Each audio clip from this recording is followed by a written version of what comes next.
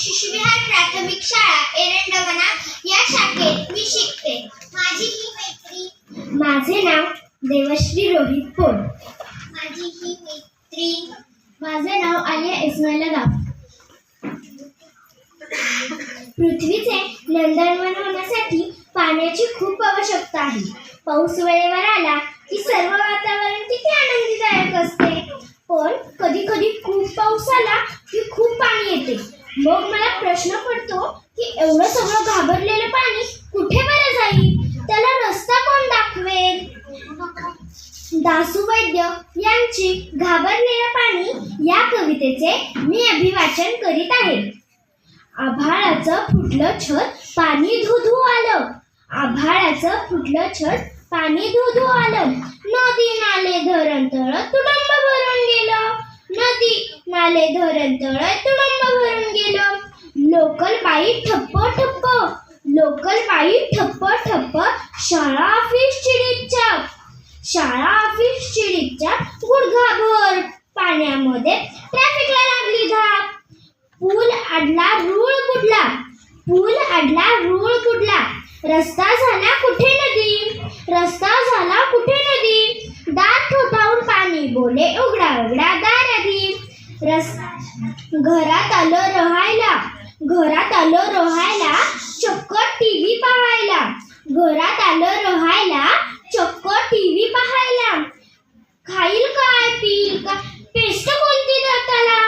खाईल काय पिईल काय पेस्ट कोणती दाताला. लागेल केवढा टॉवेल याला. लागेल केवढा टॉवेल याला अंग पुसायला. आवडतील का जोक माझे पोट धरून हसायला. आवडतील का जोक माझे पोट धरून हसायला. पावसाच्या बातम्या पाहून मनात टरकलेला. पावसाच्या बातम्या पाहून मनात टरकलेला. घर सारं धुंदळताना कानाकोपऱ्यात गेला. घर सारं धुंदळताना कानाकोपऱ्यात गेला. हुकली गल्ली चुकली वाट.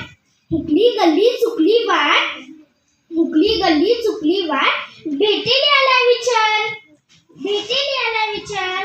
नदी गायब नाले बुजले. नदी गायब नाले बुजले. सिमेंटची जमीन घट्ट. सिमेंटची जमीन घट्ट. घाबरलेल्या पाण्यासमोर अंधार वाढे काळा कुट्ट. वाटा याच्या बंद म्हणून घरात येतं. वाटा याच्या बंद म्हणून घरात येतं. सिमेंटच्या जंगलामध्ये कावरं बावरं होतं. सिमेंटच्या जंगलामध्ये कावरं बावरं होतं. दृष्ट काढा याची कुणीतरी. कान फुका दृष्ट काढा याची कुणीतरी. जेव्हा निघून जाईल समुद्राच्या घरी. तेव्हा निघून जाईल समुद्राच्या घरी. नमस्कार. नमस्कार. निसर्गातले प्राणी पक्षी झाडे या सर्वांना पाण्याची आवश्यकता आहे. त्याप्रमाणे माणसांना पाण्याची आवश्यकता आहे. पाऊस वेळेवर झाला नाही तर पृथ्वी तहानलेलीच राहते. पाऊस मी तुला विनंती करते. प्राणी पक्षी झाडे माणसे यांना सुखी समाधानी कर. चला तर मग पाहूया दासू वैद्य यांची कविता. रे पावसा. येतोस लांबून थांबून थांबून ये ये ये. लवकरी थकलो सांगून. रे पावसा रे. रे पावसा रे. लिहून तुझवरी झालंय पार. लिहून तुझवरी झालंय पार. तरीही लिहितो ओळी चार. टाक गतीने एकच अर्गल देईल खुशीने विकेट यार. रे पावसा रे. रे पावसा रे. मातीमध्ये पडून आहे बी उगवून येण्यासाठी. मातीमध्ये पडून आहे बी उगवून येण्यासाठी. थांब आता धाम उकरढगांची दाटी वाटी. रे पावसा रे. रे पावसा रे. पाव भाजी पाणीपुरी नाही तर देईल चाट कचोरी. पाव भाजी पाणीपुरी नाही तर देईल चाट कचोरी. खिडकी मधल्या पावसामध्ये पिऊन पहा कॉफी कोरी. रे पावसा रे. रे पावसा रे. आभाळाचं कर शॉवर.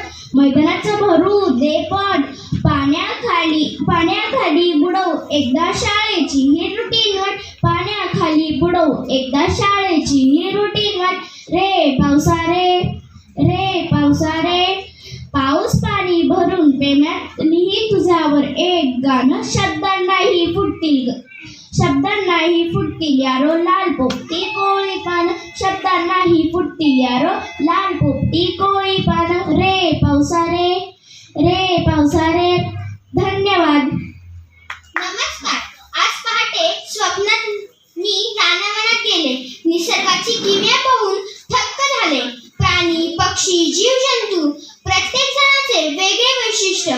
किती सुंदर आहे हा निसर्ग. माझ्या कवितेचे नाव आहे एकदा दाट रानात. कवी आहेत कल्याण इनामदार.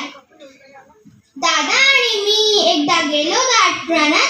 काहीतरी खुसफुस ऐकू आली कानात. मला घाबरून तेथे बेटा लपला होता वाघ. म्हणाला मला पकडू नको काय हवं ते माग. म्हटलं आता घेऊन चल तुझ्या गुहेकडे. खाऊ पिऊ घाल जरा भेटो तुझे बछडे. खेळलो थोडे त्याच्याशी तर दिसला एक हत्ती. म्हटलं चल दादाशी खेळ बघू कुस्ती.